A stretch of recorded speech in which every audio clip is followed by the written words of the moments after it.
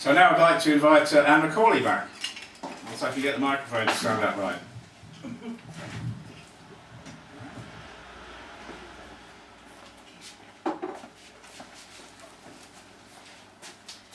Well, I've moved away from Scotland in this set, and I'm going to start with a poem that was written a couple of years back when I'd been asked to write a poem that contained the word toothbrush. Because Sylvia Plath apparently wrote an essay where she said that a toothbrush wasn't a fit subject for a poem. So the homework was, prove her wrong. And it's called The Bag. Slowly, reluctantly, I place them in. Toothbrush, toothpaste, face cloth, soap, one by one. And with lips pressed tight, I draw the toilet bag string. Hardly days before it seemed, since he burst from his desk, bounded to me at the board, explaining simple sums, and bit my outstretched hand, breaking skin, drawing blood. I clenched and tensed inside my body to meet the pain.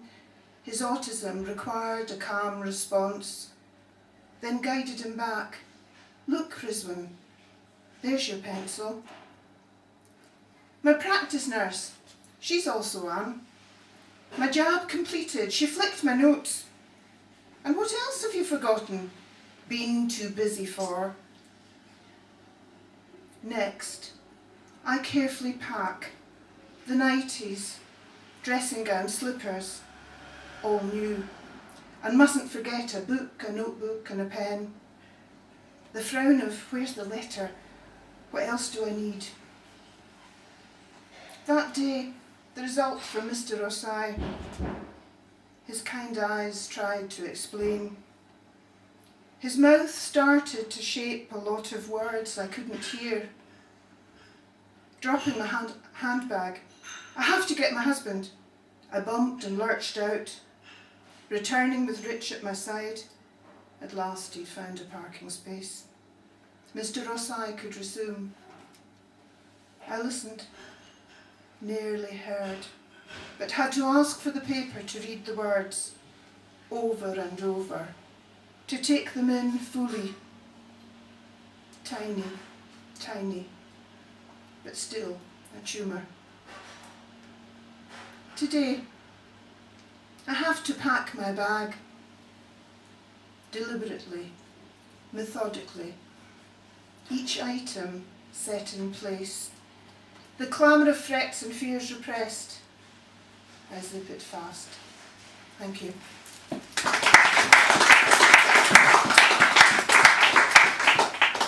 My next two poems are both ones that where I have to use the imagination, and something I don't use very often, I have to say, a very bad poet.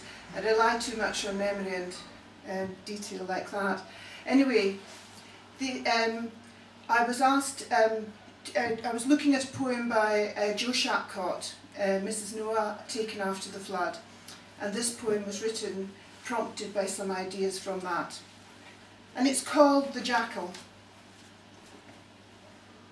I can't sit still these days. I pace the veranda, ears alert in the veldt's evening still, then pause. A howling pulls at me like the cries of an abandoned child. My eyes close, and I return to that night and feel again its chest moving, warm against me, short yellowish hair, barely covering its ribs as we clung together, hiding in the scrub.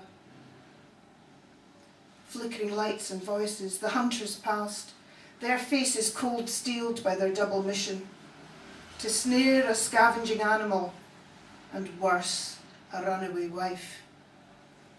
Hunkered down in the scrub, I had flinched as it approached, its narrow yellow eyes flitting like anxious candle flames in the breeze. Every muscle of my body taut as its long snout reached forward.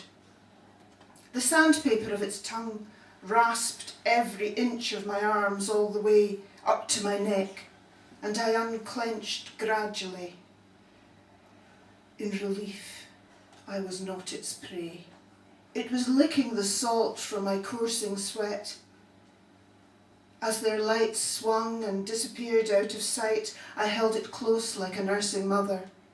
The rhythm of our breathing slowed, soothing, synchronizing, till we were one. The howling fades. I open my eyes and gaze at the velt's velvet dark. I hug my shawl and sink into the old rocking chair, gently creaking, backwards and forwards, backwards and forwards. A light flickers. Thank you.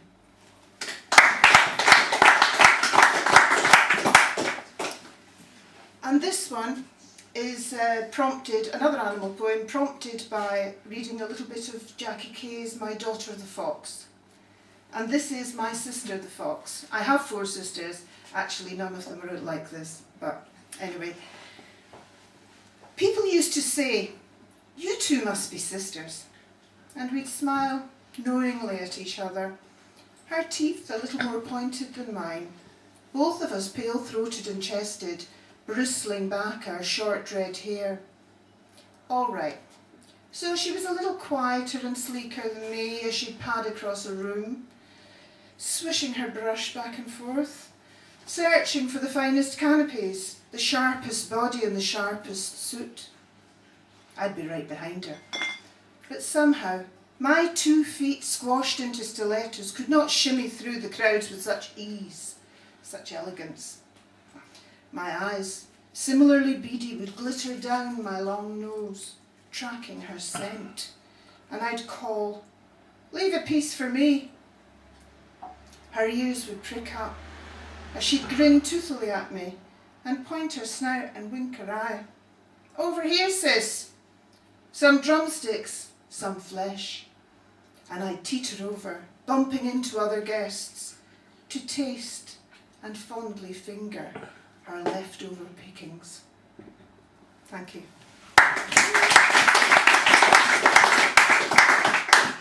And my last poem is called The Awakening. A painful unfolding on Saturday morning, a blinking and frowning at a wardrobe not hers, at walls with political style and display not hers. Of course, last night. Next to her, the snoring and farting, less simpatico than last night's sensitive man. And she wrinkles her nose trying to work out if this dismays or reassures. A grateful memory, safe sex practiced. But is there a prophylactic for her heart? A physical workout just for last night? Or will there be more tomorrow? A grudging grey filters through the Velux. She rolls out quickly, slipping on the trail of clothes cast off markers of their passion and haste, to cover a body less beautiful, she feels, by day. A wash, a coffee, vital, but in what order? And what about the fond farewell, the future? A voice, gravelled by sleep and cigarettes, intrudes a grunting valediction. "You off?" And with that, I'm off.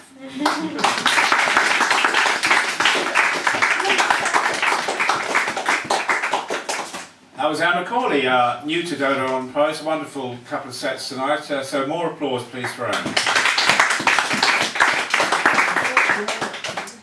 And now, return of the other Scottish collection here tonight. Please welcome back to the Dodo stage, Penny Faulkner.